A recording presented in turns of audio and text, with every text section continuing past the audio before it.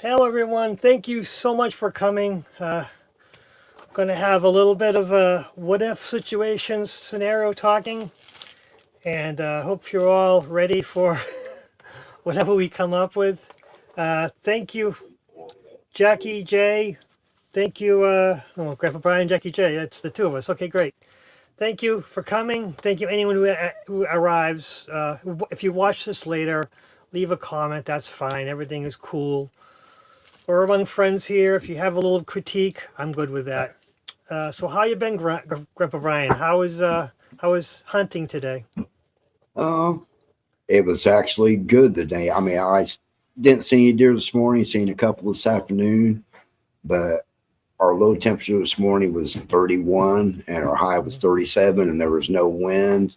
So it was actually really comfortable just sitting out in the woods. Beautiful, beautiful.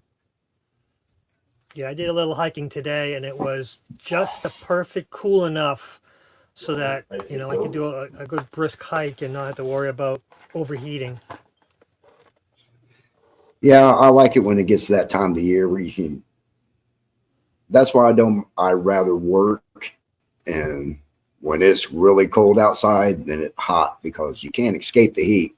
I can always dress for the cold. And if I start getting hot, I can always take layers off. Yes, exactly. Yeah, that's the fun. That's the fun part. You can always take the layers off as long as you have some place to put them. Yeah. But yeah, like you, we have snow on the ground, and it's just so beautiful out when there's snow on the ground. Yeah, and I also like following the game trails. There are some around, and for some reason I have instinct that I can see them and find them and follow them, and then see the different things. And with because of the ice over the snow, I couldn't see. And then later, when stuff broke up, I could see the deer tracks. I was like, oh yeah, I am on the green game trail. Yeah. Sometimes I second guess myself. Oh, Yeah. is this the game trail or am I just guessing? But then finally, when you see the feet, you go, okay, yeah, I'm on something. I'm close, but I didn't see any. Did I see anything? No, I didn't see anything today. But I've seen them other days where they just come running out of from a bush or something. But Hmm. so the what if we're talking about, um, we had a couple ideas. And what if Jesus wrote down his parables, his teachings, and what would that mean? And your idea was that the reason why he didn't have to write stuff down was because the people around him, the apostles, were scribes.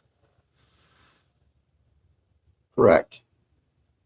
And, scribes, whatever you want to call them, students. Because, like when you're in school, a teacher explaining things to you, you're taking notes. And that's basically Right, what they did was just right, take notes about what he was saying. So, like you were saying earlier, what they were writing down was their interpretation of what he was saying. So, like you said, maybe what he may have wrote down was a little different from what they wrote down because they were looking at it from their perspective, even though it was his words, how they wanted to word it. right. And the four gospels, or what they call it, Matthew, Mark, Luke, and John. Luke and John. Yeah, the Yeah. four So gospels. yeah, four gospels, and they each had a little different take. Some overlap, and then there's different ideas, but they all wrote it later. So it goes. I think that's the truth. The truth in the Bible is kind of, you have to meander through the perception of the writer. But if Jesus wrote it down, how much would that have changed everything?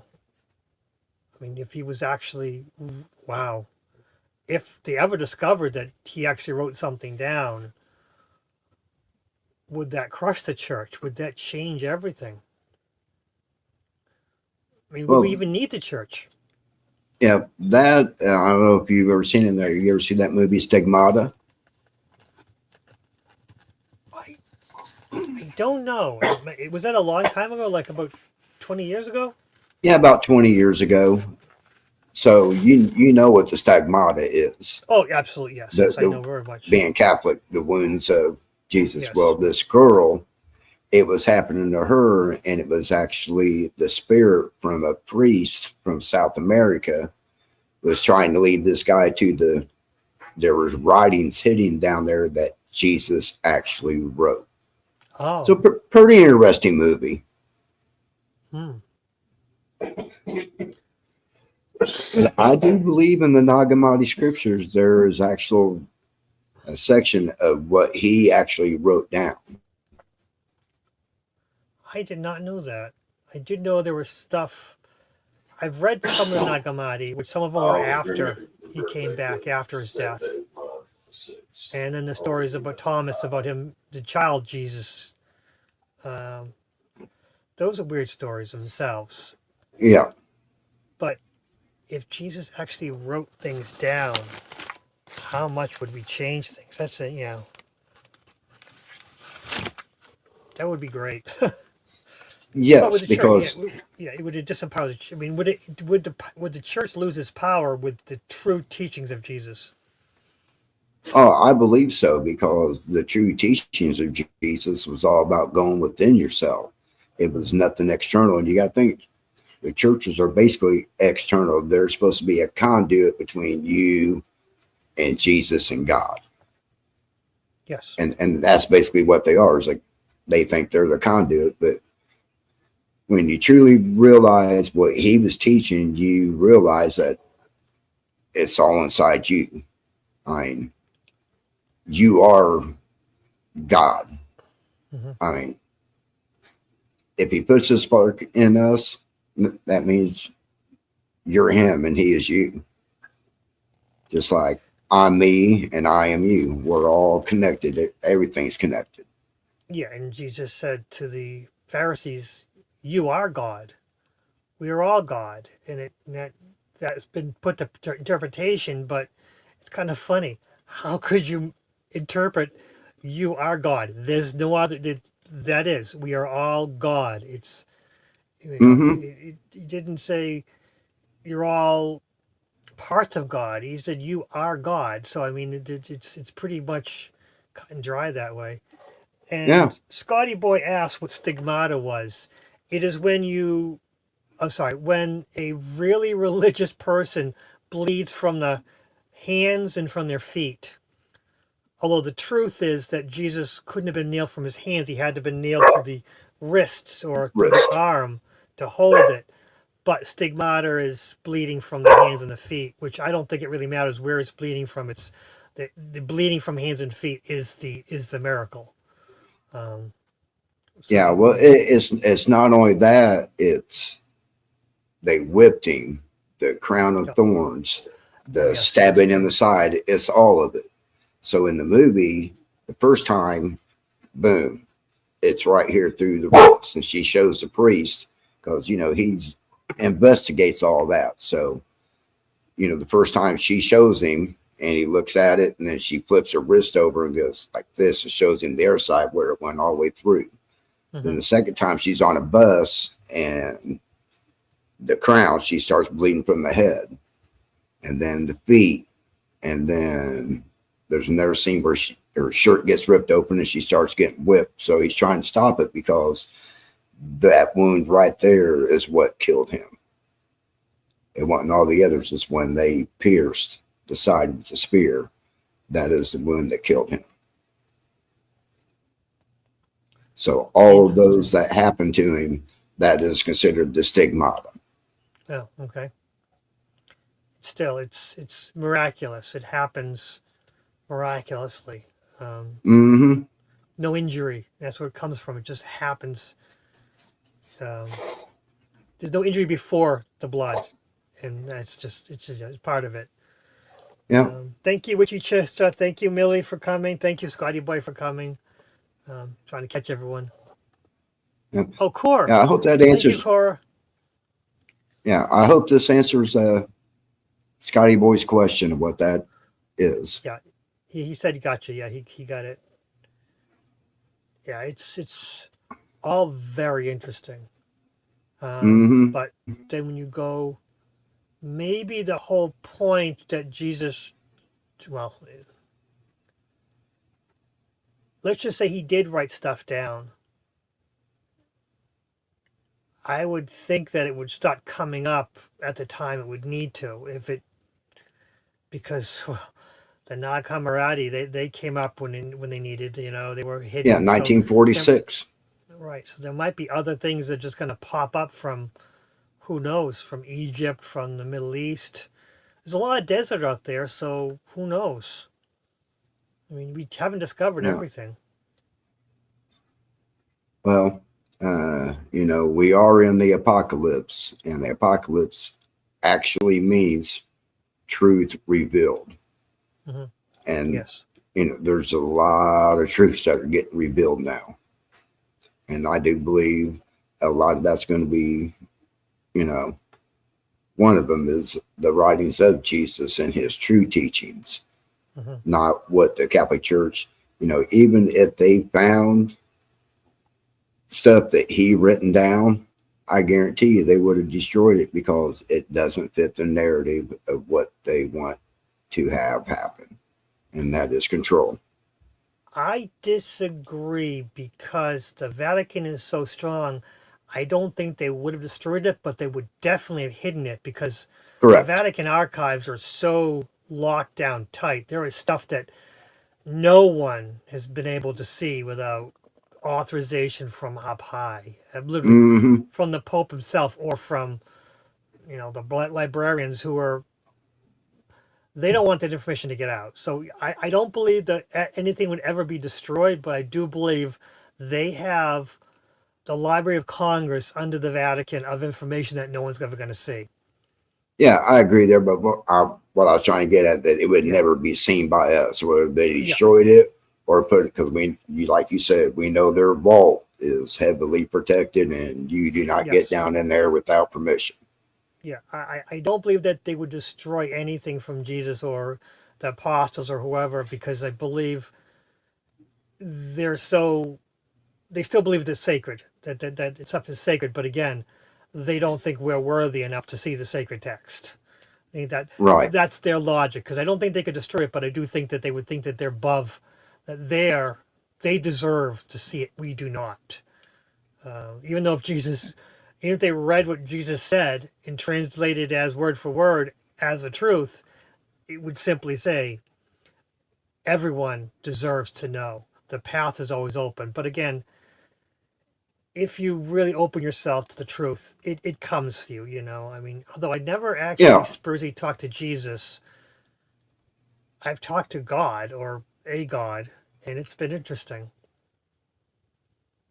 I did in one meditation, and it was kind of really strange because I walked into a room, and the wall I was facing was brand new copper, and Ooh. then on the sides it was that dark brown patina look. And then when I turned around and looked back at the wall, the back wall where the door was, that was the green patina of copper. After it's really, they call it H copper. The patina is the brown, the green's the H copper. Hmm. Hmm. And then when I turned back, there he was sitting in a chair, Jesus. And I sat down at a table across from him. And the only thing he said to me was, "You finally got it." And that was it. And we just kind of sat there and looked at each other. And then I don't know how long it was before I came back because I was at a group meditation when that happened. Yeah, it And the funny is. thing is, uh, I'm a Taurus. My planet is Venus, and the element that represents Venus is copper. Oh, interesting. Hmm. Huh. So that's the second time I've had a meditation where I walked into the room and the room was completely copper. That is interesting. That is interesting. Because I've had issues with copper, as in, um,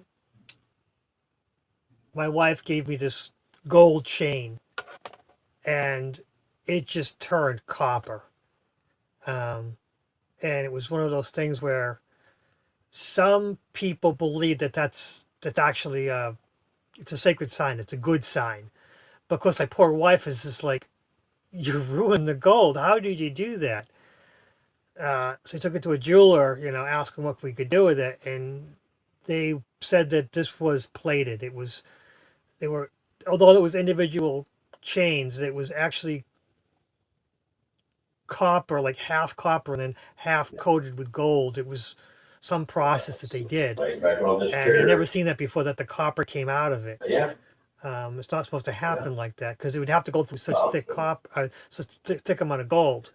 But he says it's possible, you never know. But it was one of those weirdest things. But I love copper. Personally, I find copper fascinating. I work with copper every once in a while. Doing some copper roofs, do some copper counter flashing.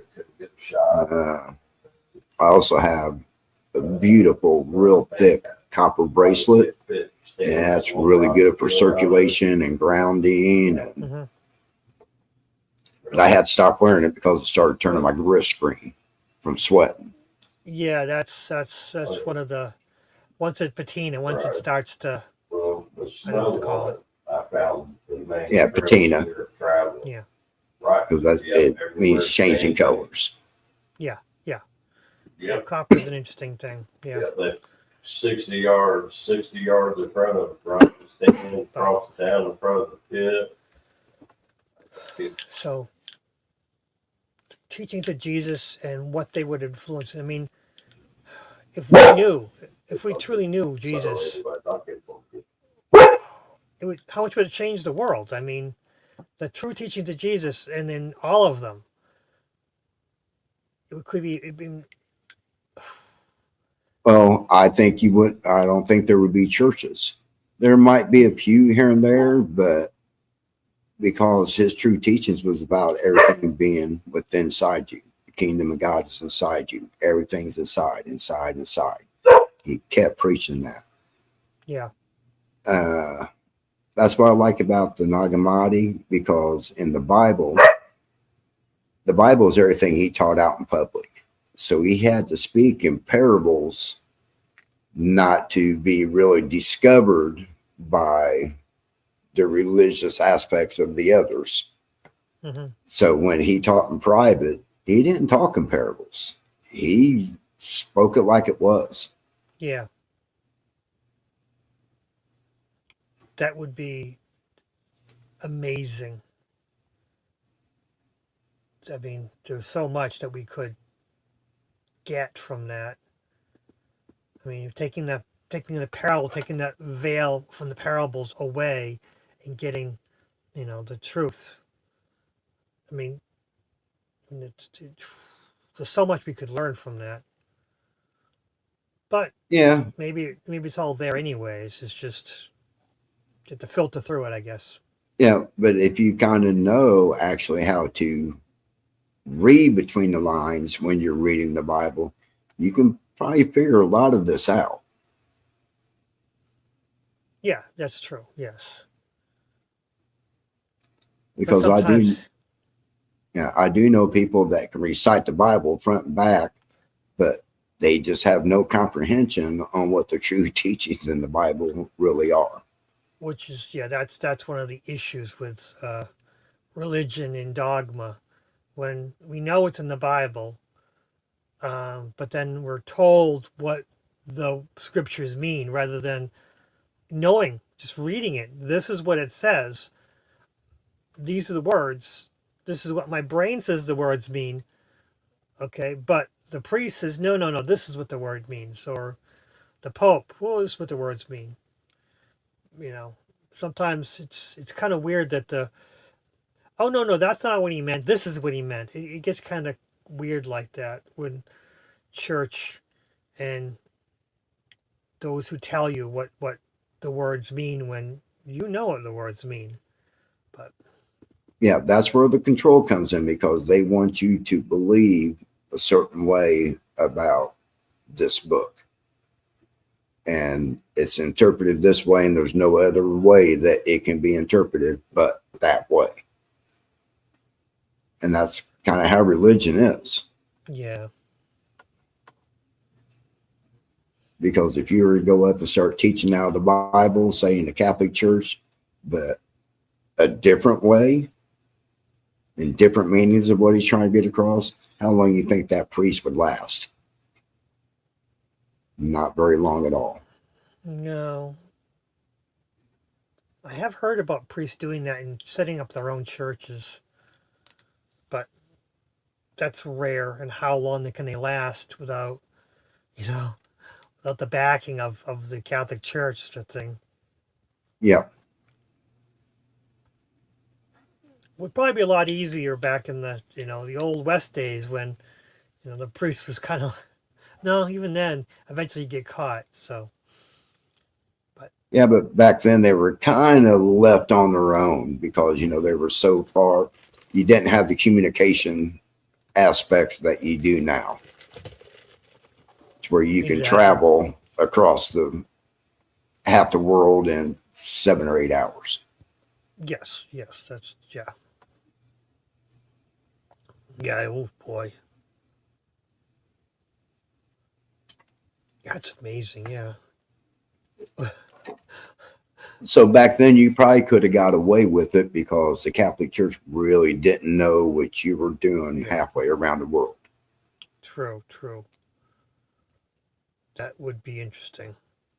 But then that would also mean a priest who was educated enough to understand that what the words mean. Although a lot of them were, they spoke Latin, they learned Latin. Although that's right. The mass was in Latin up until the '60s. I forgot about that. Yeah.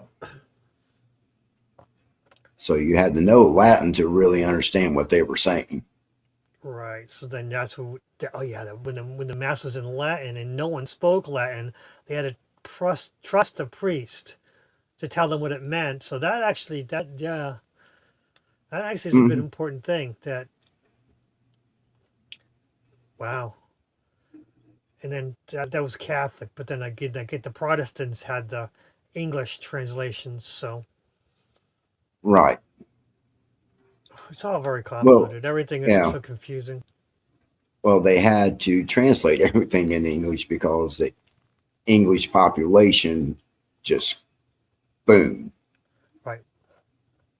Compared to, the Hebrews and Yes. Aramaic and all of them. You had that speaking just boom. So you had to translate everything into English so that way the mass majority of the people knew what you were trying to say.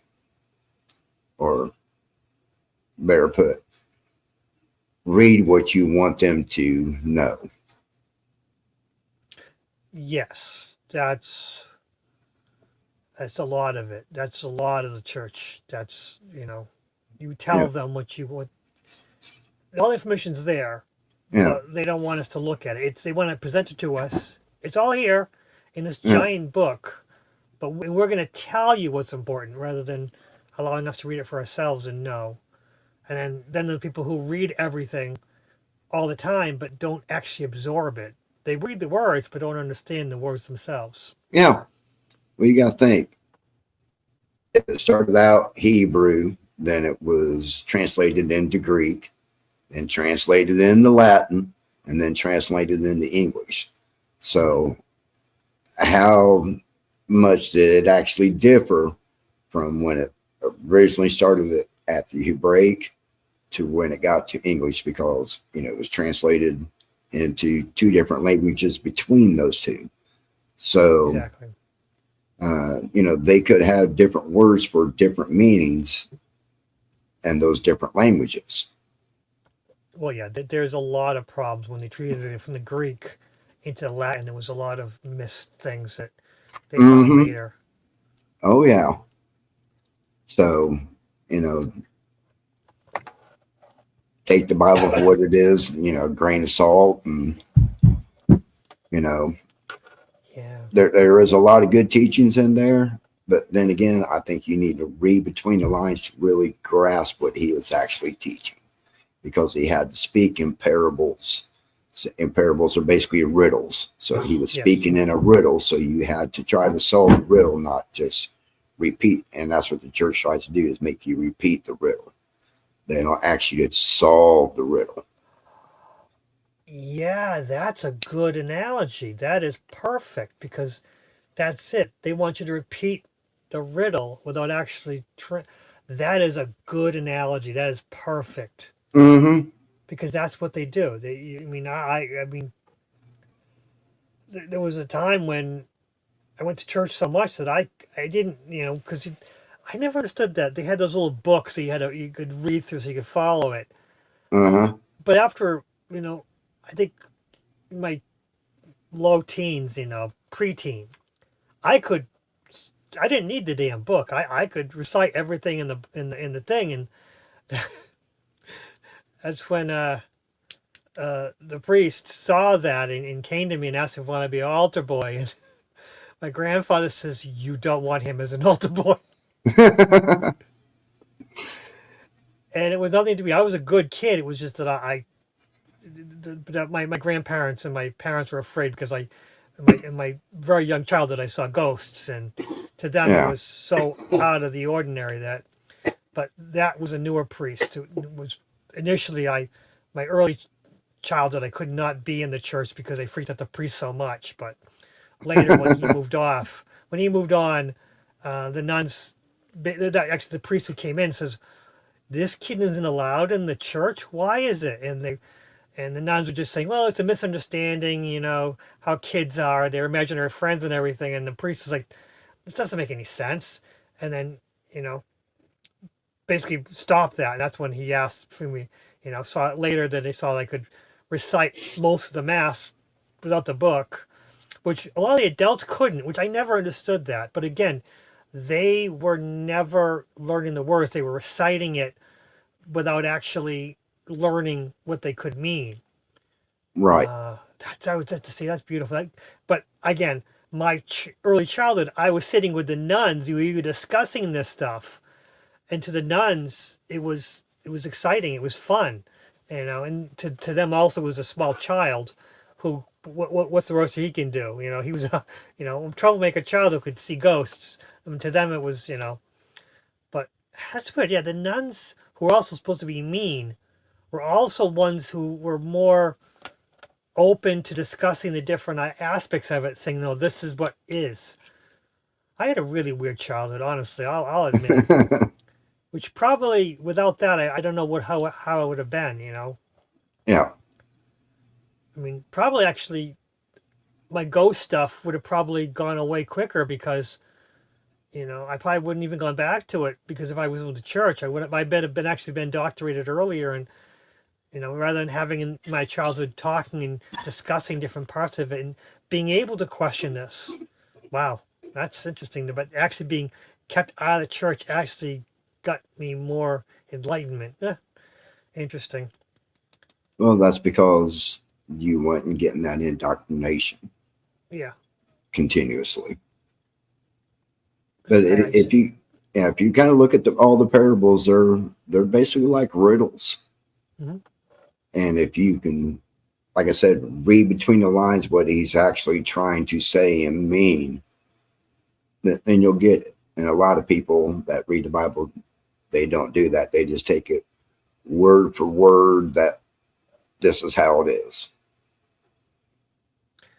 Yeah, I mean, I remember talking with the Good Samaritan, and that's when the nun was explaining to me that the Good Samaritan was special because he was ousted by society.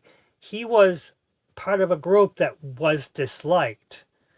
So Jesus, by teaching this and about saying that the man who was pushed out of society came back and helped someone who normally would have probably persecuted him, he still helped them, and his own friends and everything who should have been right there for him walked right by him as a common um, uh, beggar or something like that. And she was and it was because we consider Samaritan the good person, but it wasn't that. He was a good person who helped someone who could have hurt him. So it was so many layers to it that it's just fascinating. And you don't get that from the priest, from the church. You don't get that the Good Samaritan was actually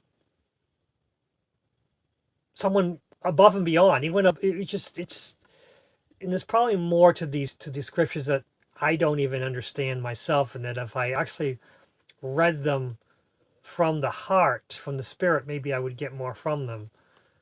I mean, just reading them from a different perspective, yeah. You'll get more out of it because you're looking at it from a different perspective, not the way that you were taught to think about these. I've never thought about parables. Reading the parables and trying to get the meaning. Wow. Not looking up the meaning, but reading the parables word for word, and maybe even look at the different translations of the parables. That might be a good fun activity. I mean, there's so much that we don't have because a lot of it's filtered through the church. Mm-hmm. But at least we have the Nag Hammadi, which is another thing. The Nag Hammadi. Oh, are there scriptures in Nag Hammadi that the parables, and then look at them from the Nag Hammadi's point of view? From what I read in the Nag Hammadi so far, which is about 7 or 8 chapters, maybe 9, Yeah. I did not see any parables whatsoever. Interesting. Because, like I said, these were what he taught in secret, just to them and not say in public. So he didn't have to speak in parables when he was talking to the disciples or the apostles. Mm-hmm. He could tell them actually how it was because he knew that he wasn't going to be persecuted for what he was saying at that point in time. Where if he said some of the stuff he said in private, in public, guarantee they may have just killed him right there on the spot. Interesting. Yes, I do have the Nag Hammadi. I have a couple of versions of it, but I keep misplacing them. Yeah, I did find my book on Caesar's Messiah. It was down here at the cabin. Oh, yes. Yeah, that is an interesting book. But that also goes on, oh boy, what's his name? I can't remember his... Jeff Doherty? No. Well, Jeff Doherty talked about, but the one who wrote, not wrote Caesar, the person who worked with Caesar and might have been the... Josephus Flavian? That's it. Josephus Flavian, yes. And I've been thinking on and on about that. What if the teachings of Jesus was actually the first thing stolen, the first religion stolen by the Catholic Church? That, let's just say there was a small group of very devout people who were just spreading. Their teachings were spreading, and the only way to control it was to absorb it into a religion that they could control. So maybe that's what the first thing, because later all these other religions, Christmas being now is just because of Saturnalia. It basically incorporated other ancient religions' winter festivals into Christmas. They stole different things from different religions. So maybe the first thing they stole was the teachings of Jesus. Maybe the first thing they stole was the original pure, which were probably Gnostics. That's where it goes to. It could have been the scenes. Oh yeah. That makes sense. Because both of his parents were seen. Mary Magdalene was seen. Oh, yes. Yeah, this, and of course, people complain because, no one knows where Nazareth was. No one knows where he was actually born, and on and on. And I think that's the idea, is that it got hidden by the truth was there, and then they manipulated things to make it their um, doctrines or whatever, their story. So, I mean, but they had to keep the original teachings of Jesus because they needed to incorporate this crazy new religion that was, because that's the problem with I think the true Christianity was about believing in yourself and empowering yourself and not needing a God. And that, without needing a God, that takes away all the power from the from Rome, because they had all those temples. And then of course the Roman, Caesar, the Constantine, he says, well, rather than helping these little temples, let's make my own temple. They'll all be all the power to me, making one true God, one true temple, and then all the money goes to me, because that way government and church are all in the same place. But I guess that's power corrupts, and absolute power corrupts absolutely. That's always been a truth. So what if he spoke the truth in public and didn't speak in parables, but when they wrote down his teachings, they wrote them in parables instead of him saying it? That makes a lot of sense. So they could turn, because all the information is there, they just turn it into a parable. Yeah. Oh, that makes a lot more sense, because and hide what the true teaching was. And like I said, then if you read between the lines and really look at it, just take it and twist it around and look at it from different directions to find out what the truth was, then maybe, okay, now this is what he was actually really saying in this parable. Maybe he said that and they just wrote a parable to fit that, to where it keeps you kind of confused to the real teaching of what he was trying to teach. So so they had to allow the message to come, but they hid it into a parable. That makes more sense, and that also makes why the Nag Hammadis don't have any of them, because that was what they could get from it. Right, because that wasn't touched by the church. Interesting. It's just a thought. I'm throwing it out there. No, it actually fits. It fits the information that I'm trying to get through. That if there were no parables, they were just the words of Jesus were put into parables, which also would mean that if Jesus actually didn't teach in parables, how would the church know if it was Jesus or not?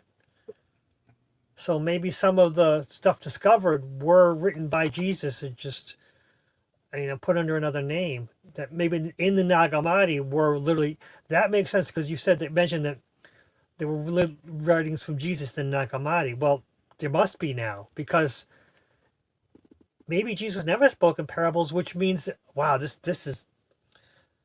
interesting. That's an interesting thought, because the parables of are the ones that hide the actual words. Wow. Yeah. That's a lot to think about. Yes, it is. And I'm hoping everybody in the chat's thinking about this and re-examine everything, because, we've been lied to so much as a species, a human race, that what is true and what isn't true. Yes, Guy, that's our hypothesis, that Jesus taught words, and then the people later who are writing the Gospels decided to turn the teachings of Jesus into parables rather than just straight talk. I'm not saying that that's what happened. It's just like you said, it's just a theory. I mean, when you start looking at things from a different perspective, Right. it starts making you think, in a different way. I mean, when you truly can open your consciousness to a different way of thinking, things look different when you start really looking at it and, saying, okay, what's behind this right here? What is it Yes. trying to say? What's the true meaning? What's going, just deep thinking, like you said, Yeah. Well, then Scott is asking, what if that is if Jesus really existed? Well, there were a That is group of true. people. Yeah. I mean, there might have not been a specific Jesus person, but there might have been someone who incorporated those attributes to make their religion, to base their religion off of. Maybe there were a few people, and Hmm. maybe that's what the Gospels grew out of, is those few people who had the inspiration, and it became the Jesus symbol, the Jesus egregore. Yeah. Interesting. And if we could get the original teachings, or just, I don't know, empower ourselves or be inspired by what we read and get the original teachings, that would be interesting. Yes, because, I do believe if everybody knew what the true teachings of Jesus was, we would not have all the destruction that we have on this planet right now. Oh, absolutely, absolutely. Well, it's Jesus were very simple. I mean, he was a very simple, live a simple life. Just helping, literally walking out and helping people who were the lowest part of society. I mean, everything he did goes against everything the church does now. I mean, you walk in any church with the gold, the beautiful. I mean, yeah, I agree. The gold gilded images and beautiful stained glass windows. All these are beautiful. I agree, 100%. But that's not what Jesus wanted. I mean, he would rather just have a little room, simple. Uh, you know, I Yeah. guess the old West churches are probably perfect examples of it. They were just buildings to house the people, to teach the people. Mm. Those are probably what Jesus would ever want. And if Jesus walked the earth, he'd be going to the simplest churches, churches of the poor, because that's where he want to be. Wow. Yeah. I don't know. Interesting. You ever heard of a band called Shine Down? I believe yes, yes, They're, yes. they're kind of a hard rock band.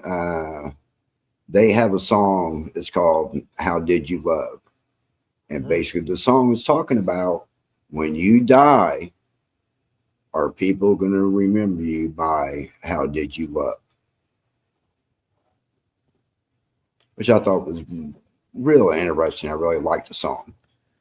Yeah, no, exactly. I mean, And that's what I tried to get across to people. Just the littlest acts of kindness could make somebody's day.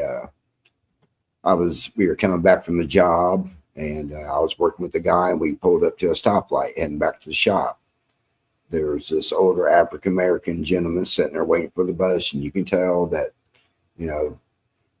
he was probably poor.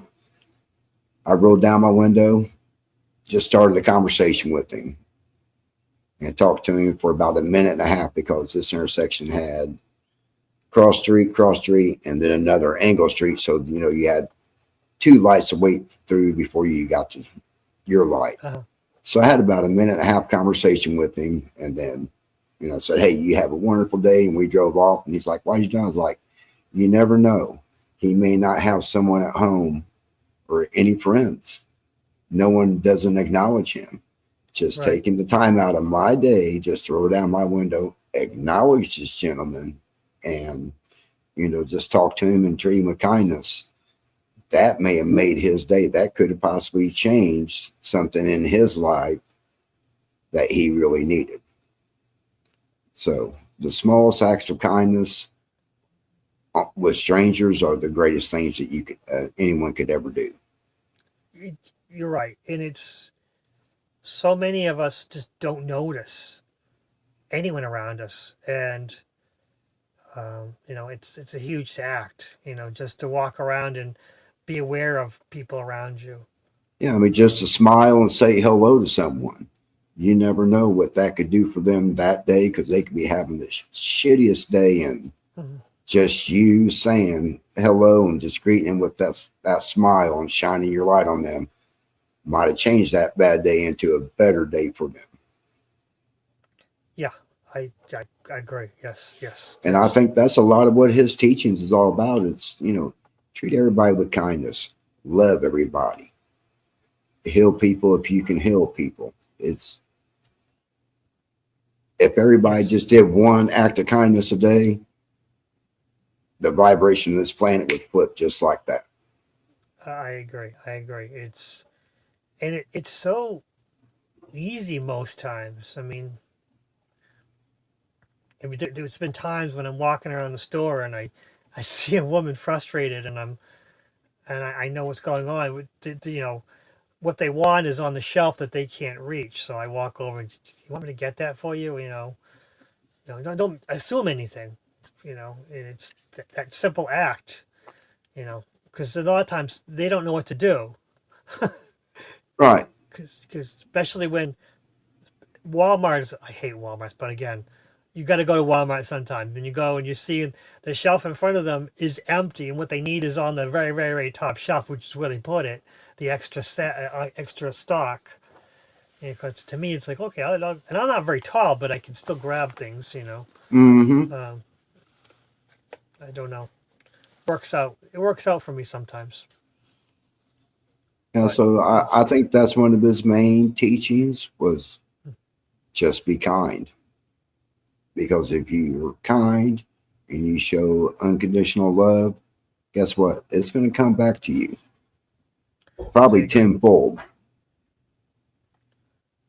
It's.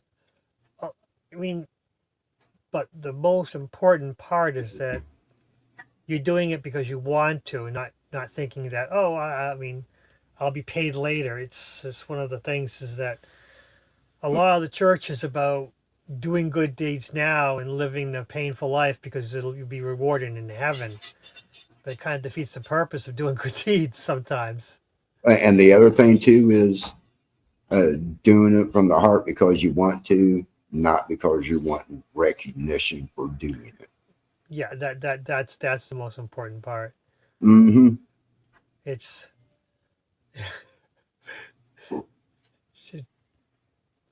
this is something was someone was saying about you're giving, but you feel joy, and by feeling joy for the giving, you're getting paid back, so it's not worth it. But it was the weirdest conversation, but it gets convoluted at that point that by feeling joy, that that takes away from the act. So I just don't know how the, you give and feel nothing. I don't know how that works, but I think it's more of a philosophical debate rather than actual truth thing. But I remember it was to me it was a most frustrating conversation I've ever had with somebody. I just gave up and said, okay, fine. What? I mean, if by giving and feeling joy is selfish, that's what it was, because you're feeling joy for giving, then I'll be selfish. I think that's how I ended the Yeah. conversation. I don't mind. I don't mind being selfish. If I give and I feel joy by giving, I'm happy to give, and that's selfish, then I will be happy to be selfish. Yeah. So, do But you think if everybody in the world knew the actual true teachings of Jesus, do you think people would still be going to church?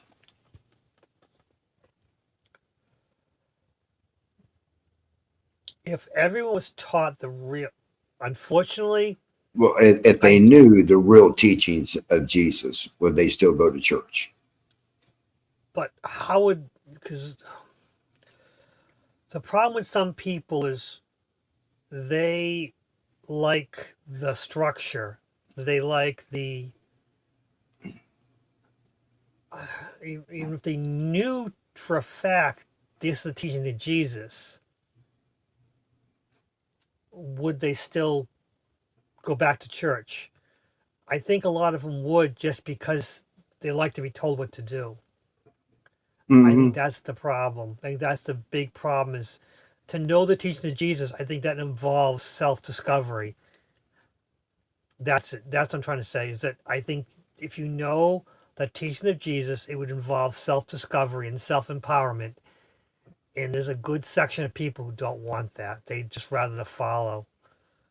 So, but it would open up a lot of important doors for, I mean, even the Buddhists, the Muslims, if this is the teaching of Jesus, when you actually that, yes, I think it would spread further, because it wasn't about converting anyone.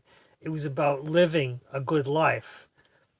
It wasn't being saved by following Jesus, it's being saved by Jesus' words. There's a difference there. It's about empowerment. Yep. And all people don't want that. Could it also be that you have people that are lazy and do not want to do the work? Because, he said, I'm not your savior, you're your own savior. So people do Yes. the work knowing that I can be my own savior. And then you have other people's like, well, why do I need to put all that work in when I can just go once a week to a church and pray to him and he be my savior? That would be the problem, exactly. And that's exactly what it is, that people who go to church to say they've gone to church rather than actually doing what God's will would be. Um, I mean, some of the most selfish people are churchgoers. I mean, that's a Hmm. known fact. Not all of them. I was a weird story with my cousin. I remember talking about Utah, and how much strange it is, and how the Mormon religion is a very strange, difficult religion. They have a lot of problems. But the Mormon people, every single Mormon person I've ever met, has been kind, has been caring, has been compassionate, has been very generous. And also, although Mormons are supposed to, part of their religion is to go and teach, to convert, whatever they call it. These people believed in conversion through being the best example. So they would never say, come to my church. They would just be good people and represent themselves. And, that was, I talked to them about it. I was like, I thought part of his conversion. And well, we believe in converting by being the best self. And if we can be the best self, maybe one day you'd ask to come along. And that's when, that's how it works. But until then, why would I try to convert somebody if they're not ready? And I'm like, this is, and it's comfortable. It wasn't, and they were never thinking about how can I convert him. They were thinking about how can I be my best self to represent the truth, the teachings, whatever that was. It goes on and on about that kind of thing. About, Yeah. I don't, I've had the people come to my door and want to convert us to their religion or something like that. And my wife was an avid Buddhist, and the Jehovah's Witnesses were talking to her, and my wife is big on wanting to know more, trying to understand people. And eventually they said, well, can we come back another day? And she's sure. And to her, they would never be able to convert her, but she's enjoyed the conversation and frustrate the hell out of her. It was the funniest thing. I didn't want any part of it because, you know, it's, and she takes the pamphlet, and thank you very much. And I'll read it. And then she'd have questions, and they can't answer them, but then they say, well, come to my church. And she's like, I can't do that. That would be, what is it, hypocritical. But it's just like, I think that's the part is that if we live our best lives, you know it might take effort, Yeah. rather than going to church and, I went to church, I did my good deed, I got my points, now I can be I can drink alcohol and gamble and bamboozle and stuff like that because on Sunday I'll go to church and I'll be healed of my mistakes. Yeah. Yeah. I'm not sure what religion they were, but they approached me when I was taking my dog to the dog park. Hmm. And they said, "Do you have a couple minutes?" And I said, "I'll tell you what, I'll give you 5 minutes of my time if you give me 2 hours of your time to explain my side." And that was the end of the conversation. That interesting. You know, and believe you me, I would have, just basically and stuck to what his true teachings were and my side of all that and everything. So, yeah, they would, and they were young too, so they would have got a real, eye-opening experience. They sat down with me for 2 hours and talked. Oh, absolutely, absolutely. That would have been enlightening, to say the Mm-hmm. least. No matter what religion they were indoctrinated into. Mm-hmm. Interesting. It's tough too. I mean, You know, but yeah, I mean, his true teachings, they're beautiful. I mean, it's just you want to, if you can live your life by his true teachings, and that's not only here in the physical, that's also when you cross over, yeah. because he talks a lot about that when you cross over, what to Hmm. expect and how to navigate. So to if you got all of his true teachings, you know, this should be a cakewalk down here for you. Oh, yeah. Well, true. Hmm. Because you would be like him because he didn't live in the material world. Yes. And the thing is, we live in the material world because we look at things we need, material things that we want. Yeah. That's it. Yeah. That it's what it. Yeah. That's what it all breaks down to is that we have so many little needs, but I mean, how many of And, those needs do we really need? and that's the biggest part of the illusion and trap, is because you're always thinking about what you need or what you want, not I'm not saying us as a group here, but if you Yeah. look at the world in a whole, it's all about the material. It's really not about self growth, uh, growing your consciousness. It's about that material things. I want that new Mercedes, or I want that new house, or I want this, I want that, instead of I wanting to raise my consciousness above this level and just keep raising it. This world is not about that. All the people that are here watching this show, they're about that, trying to raise their consciousness. Otherwise, they probably wouldn't be here right now, because they know kind of about what we all talk about. And it's all about trying to raise your consciousness, your vibration. Yeah. I mean, and sometimes it gets frustrating trying to raise your consciousness because I guess we're fallible. I don't know. Sometimes we fall into the trap of being in the material world. It's not hard to do because it's all around you. And that's basically what you've been programmed from birth, is Hmm. material, because you really don't know anything when you're a child about raising your consciousness. And that's when, between 5 and 8, that's when the major part of your programming is done. Yeah. Yeah. That's interesting. And when you're not at that age, that's one of the first things from your thought process is, how do I raise my consciousness? Because you're still trying to learn, because you're just now You've been wiped and you're put back into this body, so you're having to learn everything again: how to tie your shoes, how to walk, how to talk, how to eat, just everything. True. And then you're told exactly what to think and how to think, and it gets Mm-hmm. it gets deep into your mind, Yeah, what to do, when to do it, just everything. And could that be what influences people later in their life because they become comfortable told what to do?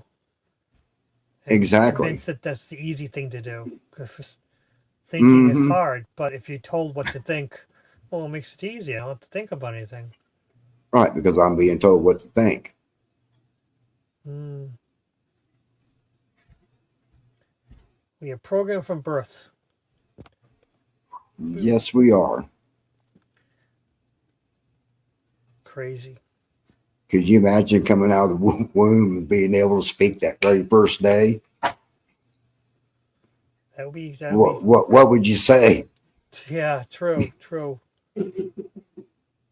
And worse, let's say you come out of the womb with your old language from your previous life.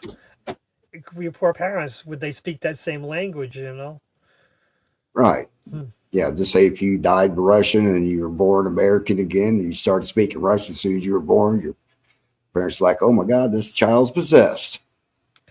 There you go. So what are they going to do? Call a priest for an exorcism.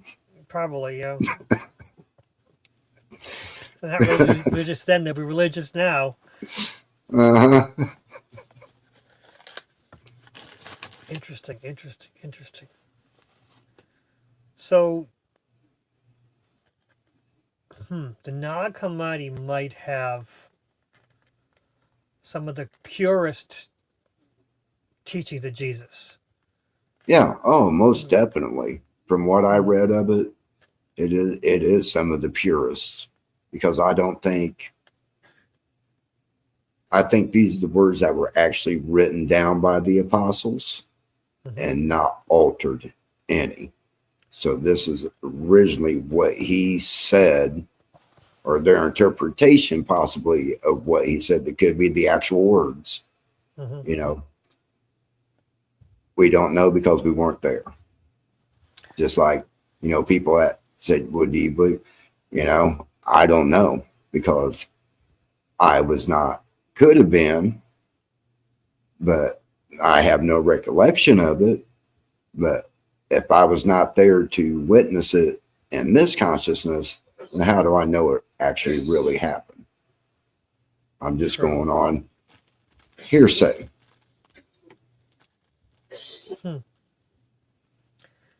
That is true. But I'm sure there's people incarnated that were there when everything happened. Oh, I'm sure there are. But they have no recollection of it. Right. And how could they get the recognition? How could they know? Well, if they go back into their Akashic records, if they have that ability to be able to do that, you can go back through all your past lives and find out if you were there at that time. You can, you could have fought with Alexander the Great. You could have been part of Cleopatra's entourage, King Tut, Genghis Khan. You could have been part of his army. You don't know. But if you're able to go back into the Akashic records, in your Akashic records, you can see if you were ever a part of any of these. You could have been a Sumerian. I know I was a Sumerian. I've also was an Atlantean. I also was an Egyptian. You've lived hundreds and hundreds of past lives. There's just not two or three. So,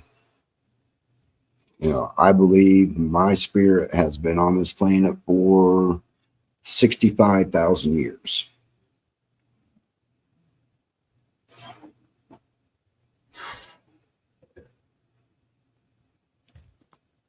Well, and that's not counting the 95,000 years that my spirit was attached to Mars. Our spirits are a lot older than what people think. You think, oh, my spirits could be a few thousand. No, your spirit's hundreds and hundreds and hundreds of thousands of years old. Mm-hmm. As you've evolved, you're the spirit of a plant, the spirit of an animal. You keep evolving, the more awareness your consciousness gains, the more you level up. And that's what we're trying to do now, is get our consciousness to where we can level up again and get out of this 3D structure. Yeah. And I think that's what his true teachings were trying to teach you, how to raise your vibration high enough to escape and get out of this 3D structure. Because I do believe it is in the book, The Law of One. Have you ever read that? Where he asks some questions about Jesus, and if you know what the Law of One is, it's basically back in 1981, I think is when they started these channeling sessions with the entity Ra, which was the Egyptian god. So when they were asking questions about Jesus, they were saying he was a fifth density being and he was getting ready to level up, but he wanted to reincarnate back down into the third density to teach all the teachings, basically, of the Law of One, the laws of the one infinite creator. So depending on, what books you read, like I read the Essential Reiki, they were saying that the three wise men were actually Buddhist monks.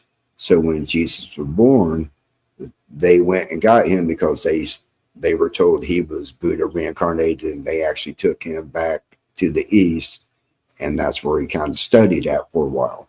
And if you actually look at his real true teachings, it almost kind of follows Buddhism. That makes sense. At that point, Buddhism was like 500 years old, so it's pretty well established. So that makes a lot of sense. That would be it's interesting thought process, because there is a lot of parallels between Buddhism and the parables of Jesus, at least. Yeah. Interesting. I hope we gave the people in chat and the people that watch us a lot to think about with what we discussed this evening. Doesn't look like we're going to get to the other one. No, there's no way. No. Yeah. It's like I said, I knew these things, the ones you come up with, tend to be long. I mean, lead to a lot of discussion. That's the thing. Mm-hmm. And I think which is good. Which is what I'm looking for. Yeah, that's what I'm looking for. Discussion. Because then once you start getting rolling in that discussion, it kind of starts leading and breaking off in other directions, but it's still a part of the whole. Yes, and I'm trying to. I'm not telling you exactly what to think, but how to view it from different perspectives. And yeah, and that's what I'm trying to get across, to view things from different. When I'm talking about this, I'm just expressing my point of view or my perspective of what I see in this, and I know sometimes you have a different point of view or a different perspective of how it goes, but just because we both have different perspectives about something doesn't mean either one of us are wrong. No, absolutely. I mean, I'll be honest. I have big problems with Akashic records. I just don't know. Maybe there's a block where I just don't want to deal with them. I just, Yeah. I mean, I know. I just, to me, they're. I don't know. It is a real aversion to the Akashic record. I mean, I've had my Akashic records read, and I just didn't feel any better afterwards. And I wasn't disappointed in the story, but it just seemed like a story, and it didn't resonate with me whatsoever. And I'm like, but I don't know. It gets into there. Yeah. Well, maybe the right person didn't do it, because when I've had it done and when I've done it, it actually showed me cycles that I've had with people and stuff that happened in those cycles. So that way I know, okay, like with my mom, we've always butted heads in this lifetime. But once I found out that we've had 3 previous lives where every time we butted heads, now I make a conscious effort not to butt heads with her, even though she knows how to push my buttons. I let her push some buttons and I walk away. I don't let her get me into that headbutting thing again, because I'm conscious, because I went back in the Akashic records and found out, okay, this is a cycle that I have with this person. So I need to break that, because I'm consciously aware now that this is a cycle that's happened in 3 or 4 lifetimes with me and this person. So now I'm consciously aware of that, and I can break that. Mm-hmm. Mm-hmm. That makes sense. Makes a lot of sense. Yeah, maybe it's just the readings I got just didn't resonate to me at the time. Maybe I don't know. Right. Yeah. And before I get into another tangent, I think we did a good show. Thank you all for coming. Yeah. Thank you, Victor. Victor, welcome. Susie Q, thank you. I agree. Yes, thank you very much. Millie, yeah. Scotty Boy, always interesting. Thank you all for coming. I really appreciate it. It's been an interesting show again. And if you have any questions or comments, if you're watching this far into the video, or any critiques, I accept it all. Thank you for watching anything, and thank you for commenting or just being here. Just watching is all that really matters. If you watch parts of it, great. That's all. It's all good to me. Do you have anything you want to sum up with this? Yeah. Well, I hope everybody got something out of this discussion today. And I just hope that with every time I'm on a show, that if I can get one person to, wow, I didn't know that, or I never thought like that, or get someone to think, or what I say resonates with them, and it's just one person, it is worth it for me to do this, because, I'm just trying to help people and maybe help someone find their way. Yeah, that's the way. And even if you have something you disagree with us, put it in the comments. I would love to read it and maybe get a new perspective. And that's what these shows are for. I want to get new perspective on myself. I want to share perspective with others, but I want to learn a new perspective, so for myself. Just it's how it is. It's how we grow. And I do believe that I'm always learning every day. And some people say, we've already know everything, our true spirits know everything, and we're not here to learn. And I'm like, okay, fine, great. But this life, my spirit might know everything, but this body doesn't know everything, and it's trying. It wants to know a little bit more. And that's part of the cycle. Then I'm good for it. I love learning. And if I'm not supposed to learn, well, at least I'm having a good time doing it. Oh, Robert. Yep. Have a good show later, Robert. Yep. All right. Thank you all for coming. Just treat each other nice. Be good, and happy holidays. Happy Kwanzaa. Happy Hanukkah. Happy New Year, and Merry Christmas. Good night, everyone.